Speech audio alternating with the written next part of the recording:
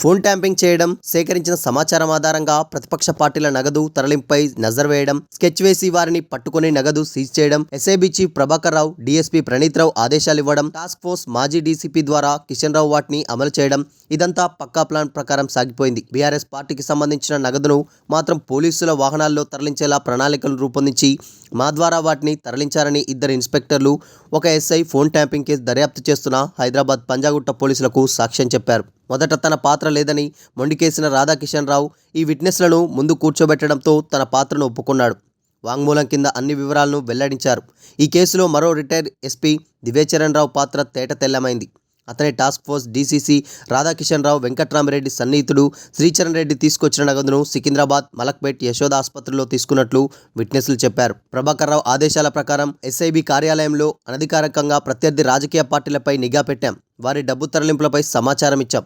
ప్రభాకర్ రావు, ప్రణీత్ రావు సమాచారం మేరకు రాధాకిషన్ రావు వారిని టార్గెట్ చేసి పట్టుకోవాలని ఆదేశించడంతో వారిని అదుపులోకి తీసుకున్నాం. నగదును స్వాధీనం చేసుకున్నాం. ఎస్ఐబి నుంచి రాధాకిషన్ రావుకు సమాచారం వస్తుంది. ఆ తర్వాత డీసీసీ రాధాకిషన్ రావు ఆదేశాల మేరకు టాస్క్ ఫోర్స్ టీంతో కలిసి ప్రతిపక్ష పార్టీలకు చెందిన వాహనాలను తనిఖీ చేసి భారీగా నగదు సీజ్ చేశాం.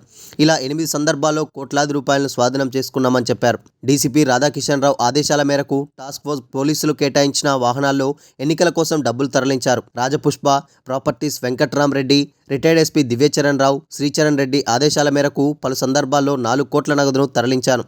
ఇది చట్టవిరుద్ధమని తెలిసిన ఉన్నతాధికారి ఆదేశాలనుకొని మౌనంగా ఉన్నా అని చెప్పుకొచ్చారు. వెంకట్రామరెడ్డి నా చిన్ననాటి స్నేహితుడు, నా ఫ్యామిలీ ఫ్రెండ్ కావడంతో డబ్బు తరలింపుకు సాయం చేయాలని కోరడంతో అందుకే నేను నా సిబ్బందికి ఆదేశాలిచ్చి వాటిని తెల్లాపూర్ నుంచి సికింద్రాబాద్ యశోద ఆసుపత్రికి తరలించాను. ప్రభాకర్ రావు ఆదేశాలు, ప్రణీత్ రావు ఇచ్చిన సమాచారం మేరకు అక్టోబర్ నెలలోనే కాంగ్రెస్ పార్టీ మద్దతుదారుడు ఏఎం ఇన్ఫ్రా నిర్వాహకుడు నుంచి 3.35 కోట్లు, తార్నాక దగ్గర రాజకుమార్ నుంచి 22 లక్షలు, గడప నరేష్ నుంచి 15 లక్షలు, హిమాయత్ నగర్ దగ్గర ఖజీల్ మాలిక్ నుంచి 49 లక్షలు, ముస్తఫాన్ ఖాన్ నుంచి 1 కోటి స్వాధీనం చేసుకున్నాను.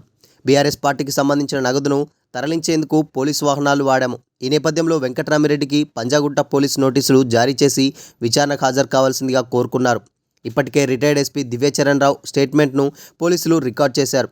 దీనికి సంబంధించిన దివ్యచరణ్ రావును సంప్రదించినప్పుడు తనకు ఏమీ తెలియదని, అన్ని వివరాలు పోలీసులకు చెప్పానని ఆయన దిశతో అన్నారు. అసలు రాధాకిషన్ రావు తనకు తెలియదని వివరించారు.